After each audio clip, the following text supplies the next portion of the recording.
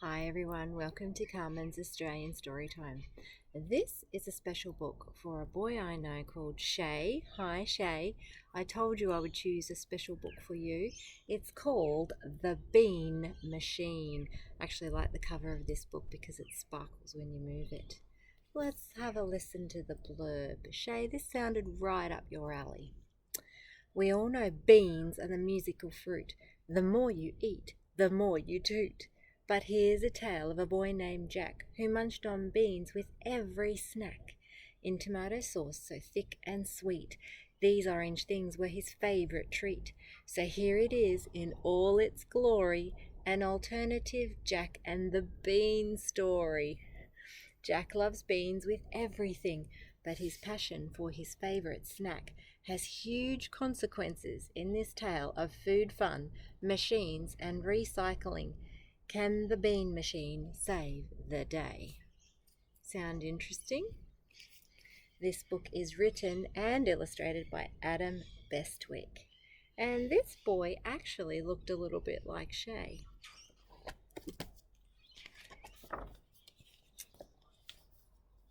It's going to be a big book, hard for me to hold. Beans are the musical fruit. The more you eat, the more you toot. But here's a tale of a boy named Jack who munched on beans with every snack. In tomato sauce, so thick and sweet, these orange things were his favourite treat. So here it is in all its glory, an alternative Jack and the Bean story. Also a rhyming book, so I'm going to love it. This is Jack, and he eats beans for breakfast, lunch, and dinner. If munching beans became a sport, he'd definitely be the winner.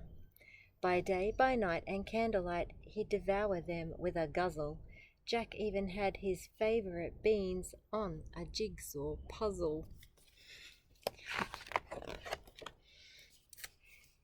He ate beans on toast, he loved the most, and beans on peeled bananas. Beans while watching television, sat in his pyjamas, and when Jack reached the bottom of his little baked bean tin, he'd simply ask for more beans, please, and wipe sauce off his chin. Jack's mum and dad took it in turns and came up with a plan to heat beans in the microwave and warm them in a pan. Jack liked them hot for breakfast and cold by afternoon. He'd eat them from the fridge at night with his favourite spoon. Oh boy, I think he's got a bean problem. But soon there was a problem, an issue with Jack's snack. A tower of tins had filled the bins and soon began to stack. The trash was overflowing and bags were piling high. The kitchen was an utter mess and Mum began to cry. Oh my goodness, all these cans. Meanwhile, Jack ate beans with noodles, apple strudels, beans on ham and stirred in jam, beans in bowls of stew, and even on the loo. No thanks, that's disgusting. And when Jack reached the bottom of his little baked bean tin, he'd simply say, I'd like some more, and wipe sauce off his chin. Oh boy, this is a problem. To get rid of the rubbish, Dad hired a massive van and drove to the recycling centre to get rid of our cans. Oh my goodness, that is a lot of baked bean cans. But Jack at home, Jack's love for beans just didn't look like stopping. And as he made more piles of tins, Mum just kept on shopping. Oh boy.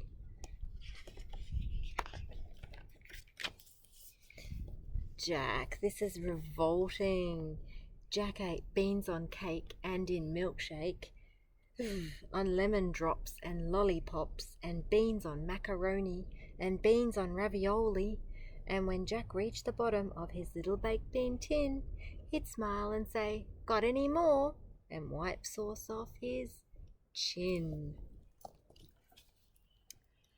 Skips at the recycling centre were full and piled up high, and a pyramid of bean cans was stacked up to the sky. At home in Jack's back garden, a metal mountain grew, while Mum and Dad just panicked and didn't know what to do. Becoming a real problem. Meanwhile, beans were warmed in pots and pans that Dad was quickly heating. Mum zapped beans in microwaves and Jack just kept on eating. Oh boy.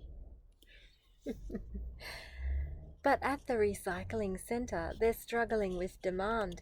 We just can't cope with all your cans. I'm sorry, but you're banned. Oh no. Demand banned.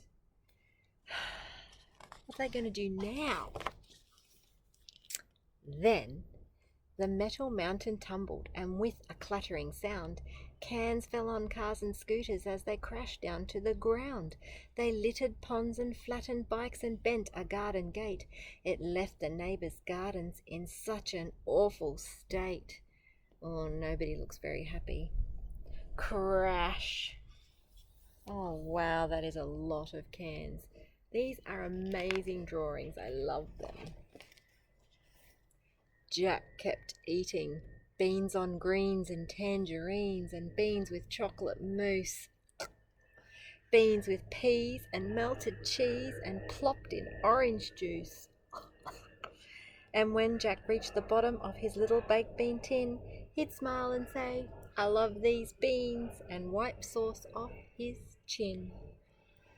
As it got dark, Jack noticed that things were not quite right.